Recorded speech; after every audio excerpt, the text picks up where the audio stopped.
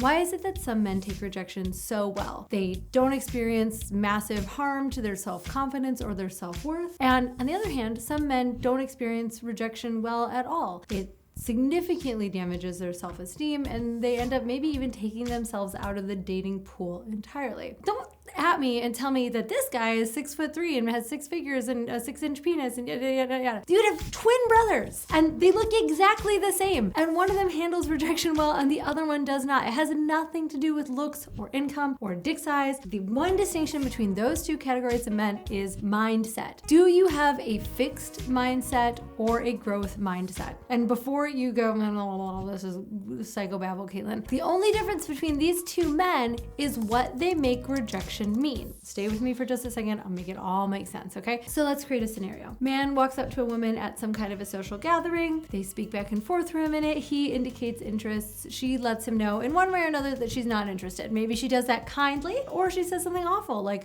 prick, go to hell, I'm not interested. But it doesn't matter, because what actually matters is what happens next in each of these two men. In the man who is rejection proof, he's gonna go, oh, okay, got it. Because he makes her saying no mean nothing about himself. He knows that her saying no means one of two things. It means that she's not interested for a reason that we may never ever know why, or number two, she's not interested for a reason that we could figure out. If he is very growth oriented, he might actually look to figure out that reason. He may say something like, hey, if you don't mind, and you certainly don't have to share any more information with me, I totally heard your no, but could you tell me honestly what it was about me or my approach that had you say no? Is it just that you don't share interest? You don't feel like there's physical chemistry or attraction? Is there something about the way that I approached you didn't like or didn't turn you on? That is all information that he could then use to adjust his approach and try again next time with another woman, potentially 5 minutes later, right? On the other hand, same guy, different mindset. A woman says she's not interested. What does he make it mean? He makes it mean something about him. He makes it mean that he is unworthy, unattractive, that he's gonna die alone, that no one's ever interested in him, that the world is unfair, that women are the absolute worst, etc., etc., etc. He has a fixed mindset.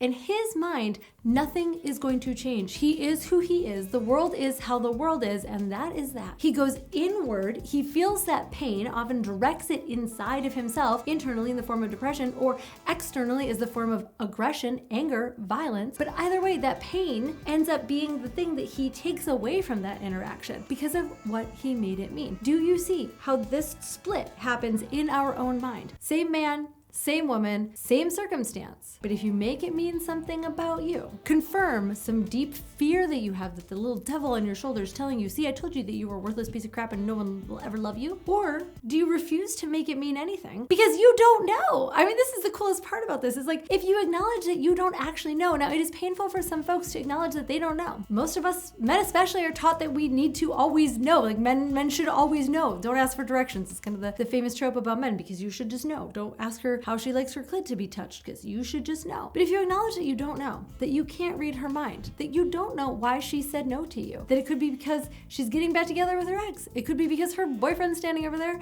it could be because she's gay, it could be that she's just not interested, it could be that she doesn't like guys with blue eyes, it could be that she's moving to Australia next week, we cannot know unless you ask her.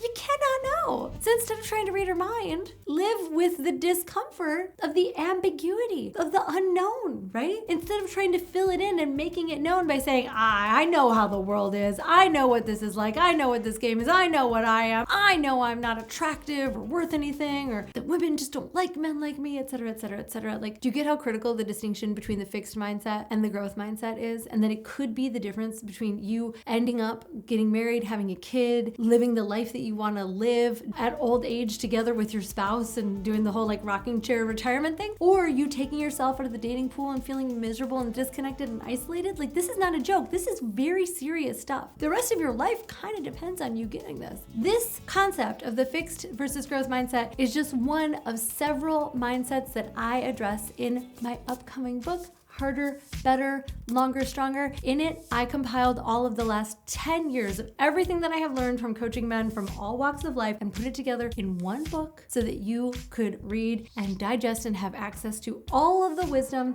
that I could possibly put on paper. And if you want to be a rejection-proof man, a man who is able to get and enjoy and experience and perform the kind of sex that he wants to have, You can get Harder, Better, Longer, Stronger at any major book retailer. If you would like to sign up for the pre-order bonuses, go to the URL in the description. There are incredible bonuses, but you have to put in your order before the book is published. I'm Caitlin Fee, and now you have everything that it takes to be rejection proof. I wish you the best.